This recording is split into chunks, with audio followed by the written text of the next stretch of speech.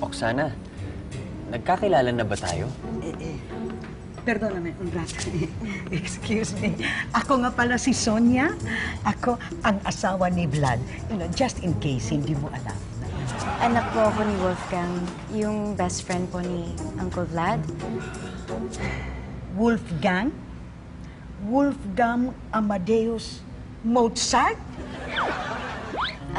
Darling, hindi mo naman sinabi sa akin na BFF mo pala yan. My goodness, I am so impressed. He was a genius, a boy genius. You know, he composed the magic flute. Okay. Les Sonata de Figaro. Darling, hindi si Mozart na composer yung sinasabi niya. Kung hindi si Wolfgang na best friend ko. Wolfgang. Pinapunta niya kasi ako dito para daw tuparin ang usapan ninyo 250 years ago.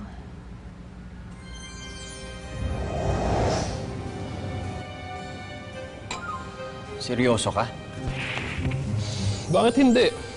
Vampira ka. Vampira ako. Magkaibigang matalik. Dapat lang naikasal ang bawat isa sa mga magiging anak natin.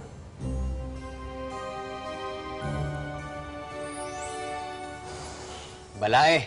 Balae.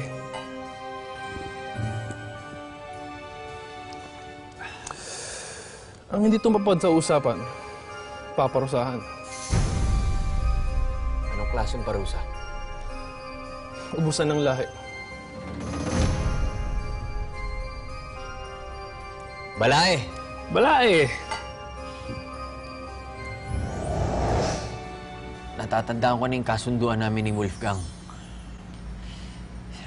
Si Victor. Si Victor? What about honey pie, baby boy ko? Oksana, pwedeng dun ka muna sa guest room namin. Dito siya titira? Darling, please, no me preguntes mas. Okay? Sige na. Here, Roxanne. Ay, naku.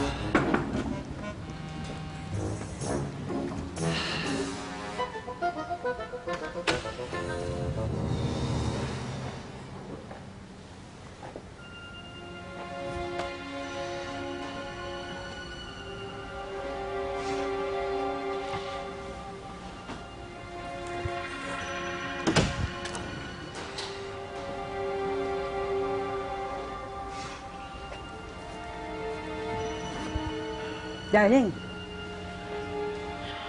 pwede ba? Stop na. Parang naduduling na ako sa kaikot-ikot mo dyan eh. Darling, kasi... Hindi ko alam kung paano ko sasabihin kay Victor yung totoo eh. Hindi ko alam kung paano ko siya kakausapin. Hindi ko rin alam kung paano ako magsisimula.